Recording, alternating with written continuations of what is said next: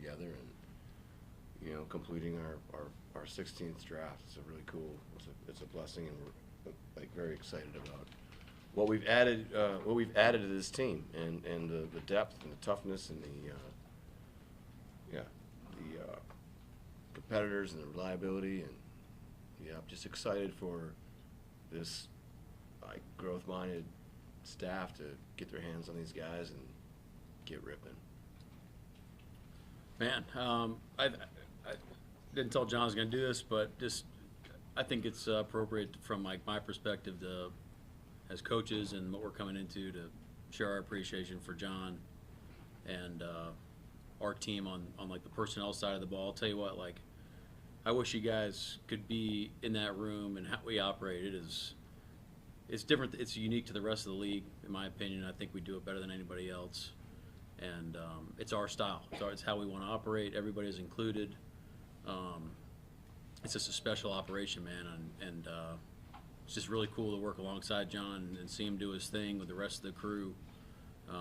Thanks, man. It's just it was Thanks, awesome. buddy. Yeah, That's cool. So, appreciate Very nice it. of But you. these guys, they're really good at what they do, and yeah, it was a lot of fun this weekend. So just can't wait to practice next week, rookie camp. See these guys in here and get to work.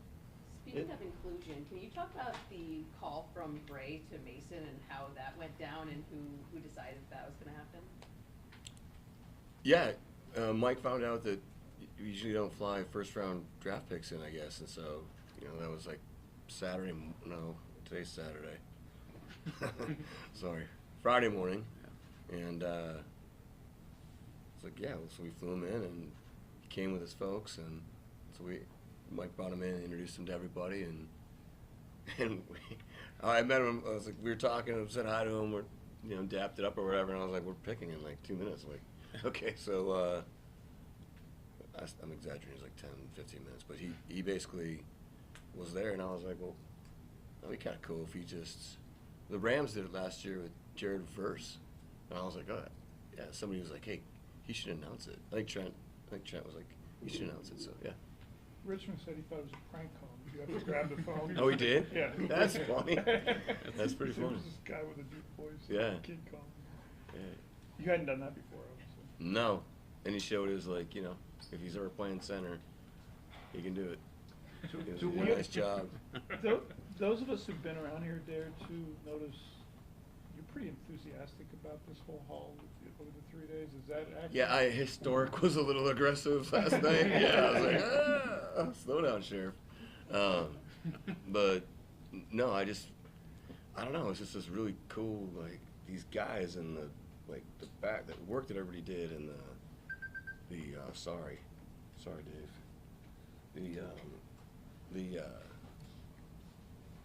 Just, I don't know, like it's just like it was a cohesive process. Like, we just, you know, we worked our tails off, and it may have a little bit to do with, you know, second year with, you know, with a new, you know, with our, like, the defensive staff, Mike, his group, and then, you know, an offensive staff that has been through different draft processes, whether it be Denver, Minnesota, or New Orleans. Mike, as a defensive guy, did you feel left out with only 2 guys on your side of the ball, or out of this class? I think honestly, I realized that at the end. Yeah. While we were going through the, you know, free agency process, and, you know, gave the defensive guys some grief, but no, they're really excited. Excited about our, you know, UDFA class as well. I know the offensive guys were rocking and rolling today, and as they should be. You know, we got some really good players to, you know, join the team. So yeah, all positive, man. It was great. Was that an emphasis, John, or just kind of the way it happened to end up taking man offensive guys? No, it was just the way it happened. We had some defensive guys that, you know, we talk about like the upsets, and, you know, things started happening. So it was like, okay, we're going here, we're going here, we're going here, and yeah, just the offensive guys ended up standing out on our board. John, you and Richmond both played tackle primarily at the college level. What did you see from them on film and in the pre-draft process to draft them as guys that you can slide inside, and where do they fit in the competition? Yeah, Bryce is, you know, he's like 30 guy, really athletic, chip on his shoulder, very smart, projected to play inside. And then Richmond is, will start him a tackle. The coaches, like, the buy-in there was awesome. Like, they were so excited when.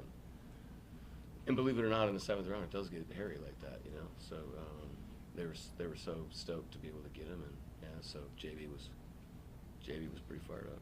John, you had a class that seemed so excited, yet they were humble and ready to go. And I would also use the word vibe, because it seems like every one of them kind of had this vibe about humility and also playing for the Seahawks. I think it's it's a credit to the players and the competitors, and then the credit to the scouts and the coaches working together to figure out like what our guys are and what does the Seahawks look like as we move forward here. And I think it's going to be like I can see this group. If you look at the group, you can see them like interacting, hanging out. So yeah. John, I know the scouting community is pretty tight knit across the league. Just the way teams all honored Coral today and with the shirts. Your thoughts on that? Yeah, just Matt's a really awesome guy, and I feel awful for him. Yeah, I couldn't imagine what he's going through, and when you spend that much time away from your family, you end up like having dinners and coffees and beers and all that with a lot of guys in different teams, and you become very close. And we love Matt. I thought it was pretty cool we did that. I think it was Ed's idea, Ed Dodds, which Ed's kind of a hard ass, so it kind of surprised me. Hey John, this is your tied for your largest draft class, 11 players, and then you also have drafted 6 offensive linemen the last 2 years, which is the most in the NFL. Talk about the investment you guys are making in that specific position group. Gray was standalone. Bryce was this guy that Trent and Kirk like loved, had a lot of like very much under the radar kind of dude, and then we had buy-in with Mason, with the coaches and the guys that went to the school on the intelligence and the competitor. I mean the toughness too. That he started or he played last 2023. He played I think it was almost the whole season on he had a hairline fracture in his leg, and he probably should. He wanted to help them, and he played through it, which is pretty rare these days. Used to happen all the time, but he played through it. So it's an area of need, but it always is. I can't emphasize that enough. I mean, every team in the National Football League is looking to help their offensive line, and it's just an ongoing issue.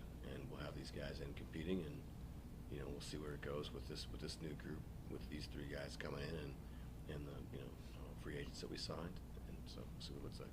Being able to Sam Howell, I mean, kind of that trade of being able to pull that off and being able to add some picks through that, just kind of how did that develop and unfold? Started at the owners meeting with talking with Kevin and Rob and Rob Brzezinski and Quessy just about the situation and what it looked like, and we had met with Drew down there, and there's a possibility to sign Drew back, and then we liked the quarterbacks in the draft, and we thought there was an opportunity, we thought there was a chance that might happen. So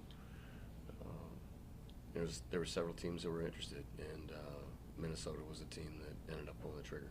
John, you mentioned what a Seahawk looks like, and I'm just wondering, when you look at this class as a whole, is there kind of a shared identity, or what are the common components that you see across a bunch of these guys? Smart, tough, reliable, swaggy, athletic, speed. I mean, the GPS, we added a 275-pound fullback that runs 19 miles an hour. That's pretty cool. It's a lot of, what does Pat say? A lot of momentum heading downhill. It's got some. Pat Ward, shout out, Pat. Mike, you talk a lot fullback and then a really physical running back as well. Just what can that do for you? I'm really excited to see them out there do their thing. Yeah, I mean, I'm really excited to see our run game come to life. These guys fit what we're trying to do, how we want to do it. You got to move people, man, and you got to get downhill and play north and south, and that's what they're going to help us do. And so, just I don't know, just I can't wait from the bid to get here and just teach them all the stuff, and let's get rocking and rolling. But yeah, they're going to be a big part of what we're doing and competing with the rest of the guys we got on our roster right now that we're really excited about, and it's going to be an awesome competition. Mike, you talked about wanting to find an A-gap player, primary A-gap player, and this, by some estimates, this was a good draft to find a nose tackle. Is that right guy just not followed you guys, or do you have other plans there? Yeah, I think kind of both are fair. If there was an opportunity for us, I think we probably would have gone for it. Not to speak for John, but yeah, like we still got a long time before we play. So there's going to be hopefully some more opportunities as we unfold here. John, how do you see Riley into that mix on the D-line, and where do you see his best fit, and how's he coming back from the injury? Excited, he's doing great. We flew him in. He was able to spend time with Dr. Ed, and he was pleased with where he's going with his post-combine. I think we were his only 30, was it right? I think so. Yeah, and yeah, Ed was able to have another exam, felt good about it, and he's doing great with his rehab. We're hopeful that like mid to later season he's going to be a viable candidate to add to our group. And he's a really good player, and if we wouldn't have drafted him, I'm not sure if AD would have showed up for work on Monday. And then his fit along the line for you guys, how do you see that working out? Yeah, he's got position flexibility for us in base. He can play at least 2 spots. And then, when we're in 4 down or our sub stuff, playing inside, we also have we'll see how he plays like the big end, sometimes like a 6 technique. So like the multiple gaps thing on early downs, and then, going through and meeting him and talking football with him and seeing how he approaches the game with his approach with the rush and how they orchestrate their pass rush games. He's it's really impressive. Sounds like a 5-6 year vet of how it's designed and the intent of the movements and all that type of stuff. So he'll compete for pass rush snaps too. What did you guys think of the 2 receivers, Horton and Ricky White, that you added today? Well, Robert Turbin texted me, so he was all fired up, covering those guys. He loves them both, so yeah, no, it's pretty cool though. He loves those guys, and it's just fun getting those from guys that you've drafted in the past, and he's a huge part of our family. But yeah, Torrey's a underrated guy, and in our opinion, he can turn punts. He's the catch radius. He's this long, competitive, very fast receiver.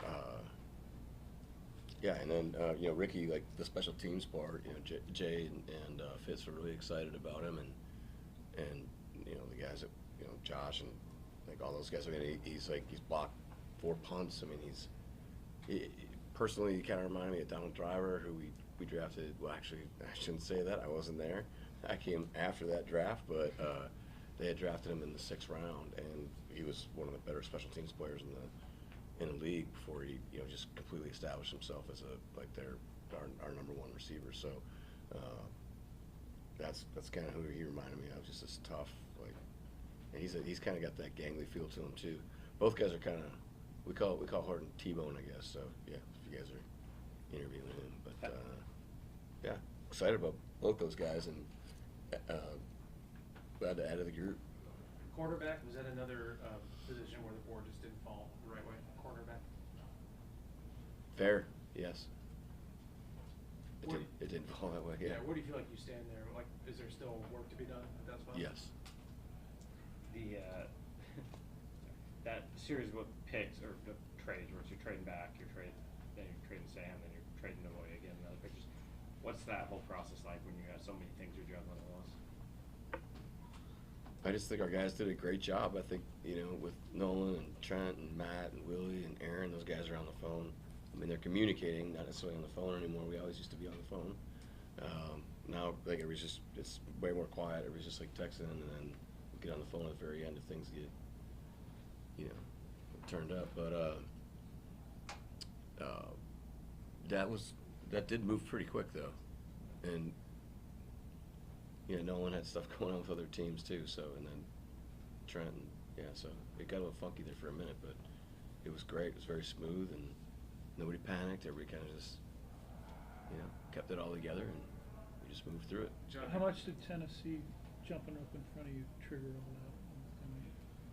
Did you react? Did you react some of that?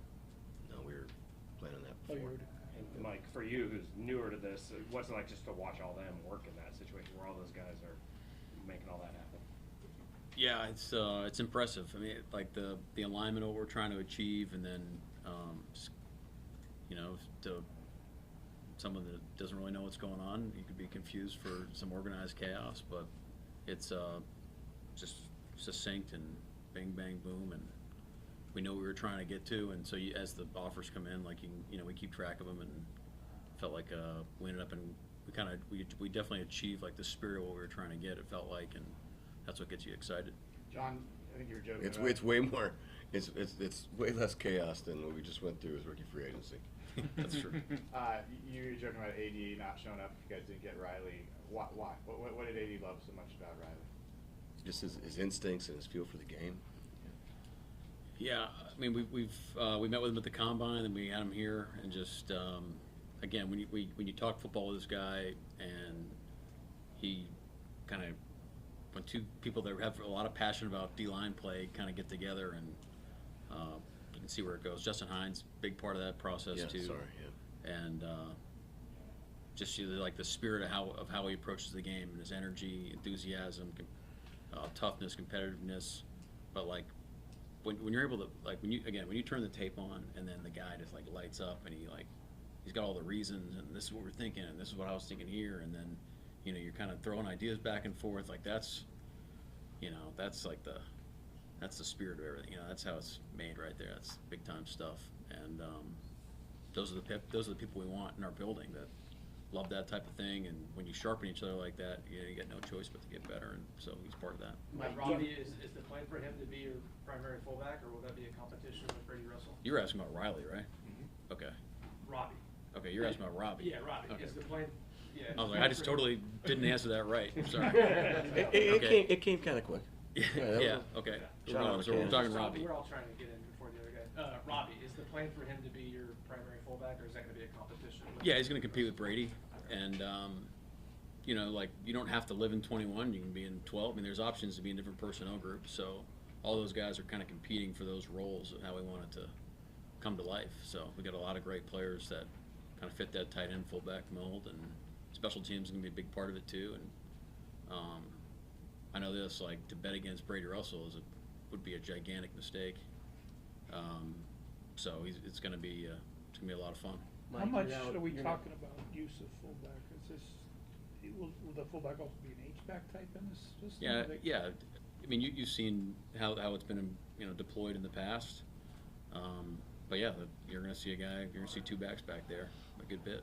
Mike, you're now 2 full drafts now as head coach here. Thinking big picture, how far do you think that you are now with this team being what you envision in terms of the vision that you have for this roster? Yeah, I respect the question. This is not just me saying like this is us getting together, carving this thing out, one move at a time, one decision at a time, one practice. It's just of how we want to become, and I feel like we're making a lot. I mean, we're on our way. Like we're growing. It's our job to expedite that process, so we're competing for championships this year. I mean, that's what we want to do. And I'm really confident that we're going to have that opportunity. That's the expectation for us. And I can tell you, like the last week of just the guys being in the building and the spirit and the conversations we're having with the guys, like it's so much fun to come to work every day, man, and coach these guys. Like I can't wait for Monday to come back and get to the second week of phase 1.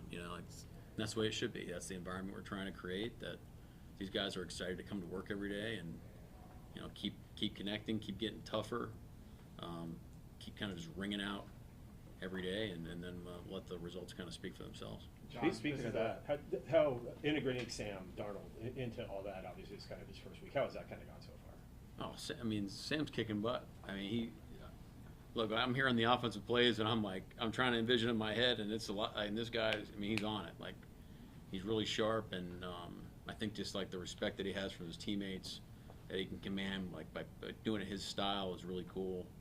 And yeah, we want to empower him. You know, like something as simple as routes on air to, you know, run the offense and some sort of no huddle temp. I mean, all those things we want to gas him up, and we want Sam to play the best football of his career.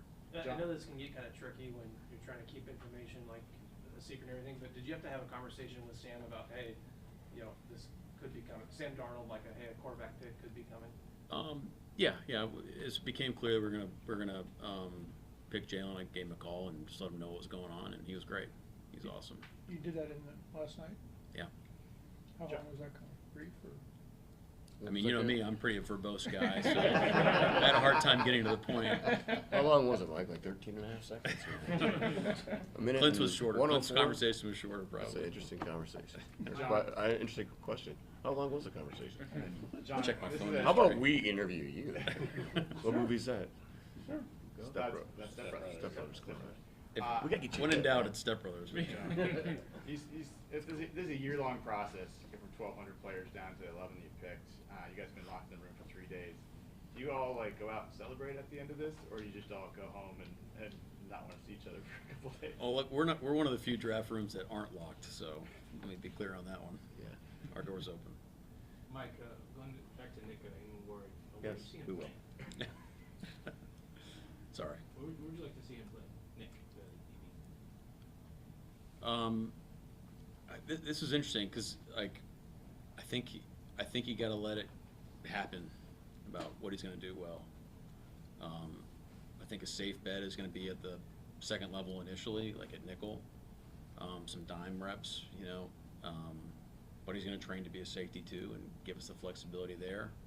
And I think it's kind of like offensive line where you kind of start a guy with an idea and then see how those three guys gel and who does what well, and then the competition at linebacker too. What's funny is the competition isn't just. It's kind of like with like tight ends, fullbacks, receivers. Like you're not just competing against your personnel, you know, your position group. You're competing against, you know, kind of your productivity and how well, you know, the unit operates when you're out there. So that's kind of where we're going to let it start, and then we'll see how it evolves as it goes. But he's going to train at safety, and then kind of the same. He started safety, kind of go down, and kind of all the same jobs.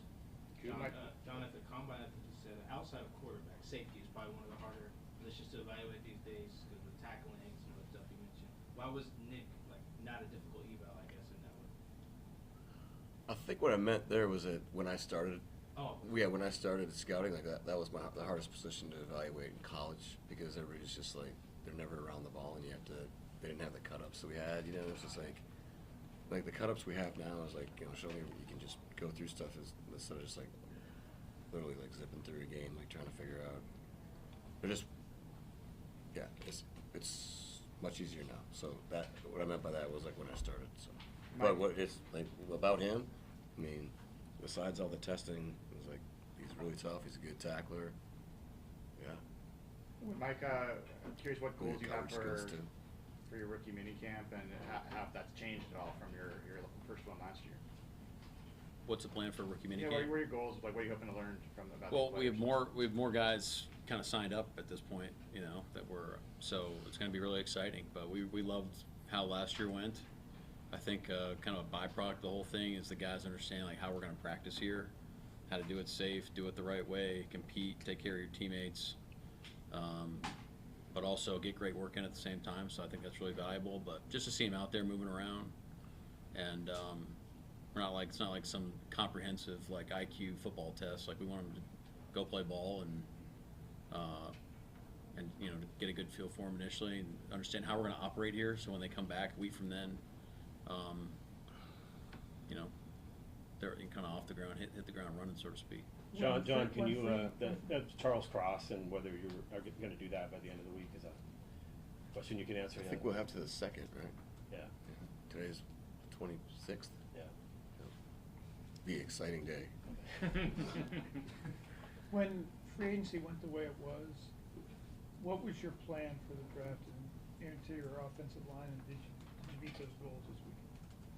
Yeah, I think we talked about it last night a little bit, or maybe the night before, but the group of offensive linemen, like once we got past the Super Bowl, through the combine, you know, speaking with everybody we need to speak with at the combine, there's a couple guys that we were very interested in, but, you know, we knew that we could kind of lean back a little bit, just based on, you know, picking 18, where are these guys going to go, and then, so, yeah, I would say right there, that was probably the going in the plan. You mean like that was? And multiple. Yeah, I mean we knew we were gonna address this. Yeah. With multiples, not just one. Is that the plan? I would say one high. Yeah. Yeah. Is there a moment through this whole draft process, a moment from a scout, someone standing up, calling out for a player that stands out to you, about a player, about a specific scout, leading up to this draft? I don't know. I would have to say probably Josh's call to Torrey Harden. You know, we had a hard time getting a hold of him, and then once he got a hold of him, it sounded like, you know, he was like we were little kids, and you're going to your buddy's house or calling your buddy's house to see if like the mom, like, is Torrey there? Can he come out and play? Can Torrey sleep over tonight? It was kind of fun. That was the funniest one. We've been through all that stuff that you're talking about, though. Like, you mean like pounding the table sort of stuff? Yeah, we have a very, very clear view of like a understanding of who likes who, and then it's balancing all that, and like, but it's all about like where you acquire the player and making people feel like, hey, like we're all in this thing together, and we're like rolling. It's not like here's this player, go coach him. You know what I mean? And so I think Mike does an awesome job with his staff, as does Clint and AD and Harbs. But like all of us working together, it's pretty cool. It's fun. John, to touch back on the Howell trade, I think it's the first time you guys have dealt somebody or had brought somebody in as a rostered player during the draft since maybe Leon and Lendale, your first year here. How different is it working with a rostered player as part of a trade during draft weekend when it's going on? How different a process is that for you guys to kind of figure out what you want to do and to manage the circumstance like that? It is different. That's a good question, because there's like a contingency. There has to be some sort of contingency a little bit there too. So if the player, you know, fails a physical, so I mean that was definitely part of the discussion. Good question. Yeah. Mike, how does the way Damien runs the ball fit what you want to be? Yeah, I think you know that by the question. Like, I think you respect that about him. You know, about guys that are gonna run the ball physically, downhill. I've had a lot of great guys come through this building that have ran it like that. So nod to those people, but just again, we're really excited about the guys we have on our roster and come in and come kick butt with the rest of them, and it's going to be a great competition, you know. But we're really excited about them. Mike, just to clarify, you guys listed Richmond as a guard, but you're saying you're gonna give him a shot at tackle? Yeah. Which side? Both. John, fans see pictures of Jody Allen in the draft room. What was her role this weekend? What input did she have? Yeah, she's awesome. She loves it. You know. What did she ask her? What is her role? I mean, I'm not gonna get into specifics, but I mean, she's very interested. She's got a great sense of humor. She's asked great questions. She's tough, you know. So, yeah. Anything else? I actually just want to ask that clarifying question. What does happen if the player fails the physical in that case? What is the contingency They there? revert, actually. So if that happens, that the player reverts back to the previous team. And then then the draft picks. And then you have to decide whether you're gonna, you know, the draft picks. Yeah, there's something like you have to figure out. Like, okay, is there a player? Like, what's gonna happen? That's part of the negotiation. It's not. I'd love to be able to share it with you. I can't. No, that's no. Yeah. But what happens is the player goes back, and then, but if that were to happen, which it won't, Mhm. Sam's Right. very healthy young man. But you have to figure out like what's the compensation look like if for the next year, Mhm. if the player were to fail. All right, thank you. Okay, have a great night, you guys. Yeah, too.